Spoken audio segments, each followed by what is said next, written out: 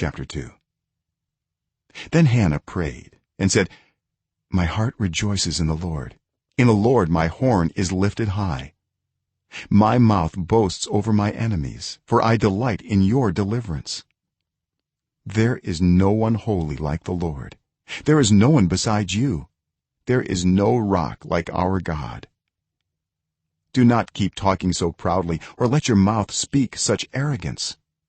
For the Lord is a God who knows, and by him deeds are weighed.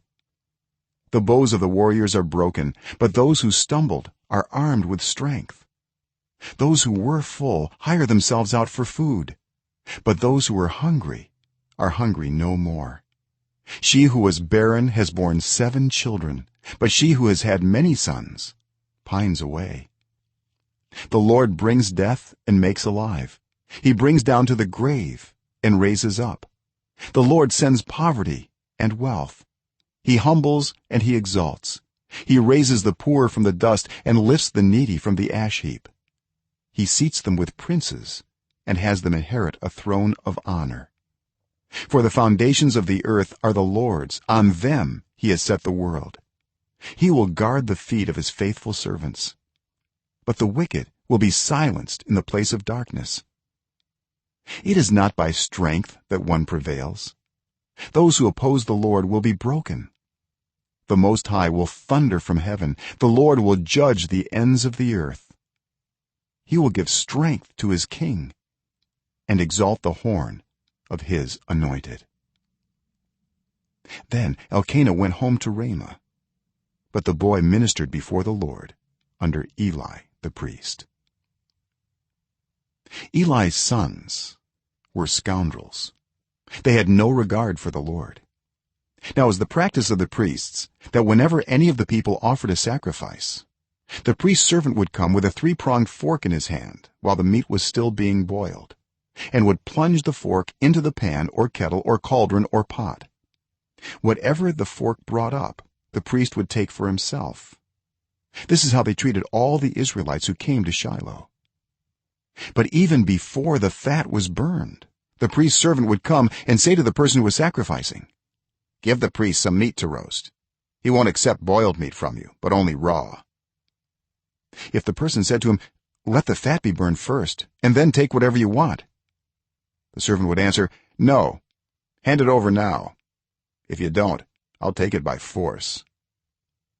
The sin of the young men was very great in the Lord's sight, for they were treating the Lord's offering with contempt. But Samuel was ministering before the Lord, a boy wearing a linen ephod. Each year his mother made him a little robe and took it to him when she went up with her husband to offer the annual sacrifice. Eli would bless Elkanah and his wife, saying, may the Lord give you children by this woman to take the place of the one she prayed for and gave to the Lord. Then they would go home. And the Lord was gracious to Hannah. She gave birth to 3 sons and 2 daughters. Meanwhile, the boy Samuel grew up in the presence of the Lord. Now Eli, who was very old, heard about everything his sons were doing to all Israel, and how they slept with the women who served at the entrance to the tent of meeting. So he said to them, why do you do such things? I hear from all the people about these wicked deeds of yours. No, my sons, the report I hear spreading among the Lord's people is not good.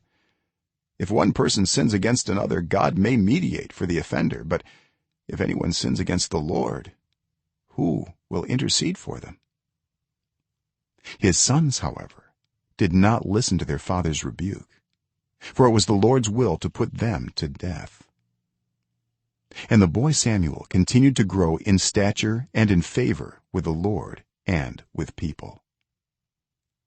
Now a man of God came to Eli and said to him, this is what the Lord says, did I not clearly reveal myself to your ancestors' family when they were in Egypt under Pharaoh?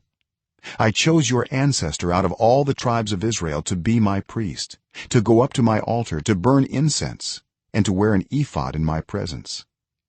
I also gave your ancestors' family all the food offerings presented by the Israelites. Why do you scorn my sacrifice and offering that I prescribed for my dwelling? Why do you honor your sons more than me, by fattening yourselves on the choice parts of every offering made by my people Israel.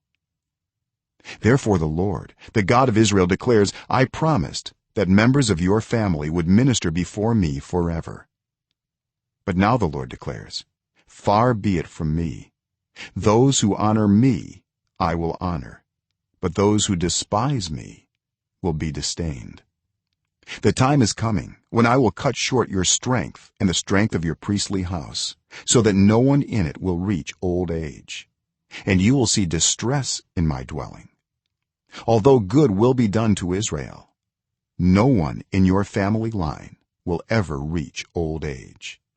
Every one of you that I do not cut off from serving at my altar, I will spare only to destroy your sight and sap your strength, and all your descendants will die in the prime of life.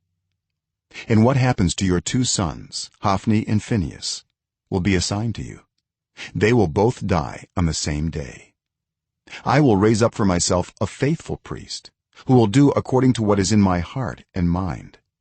I will firmly establish his priestly house, and they will minister before my anointed one always.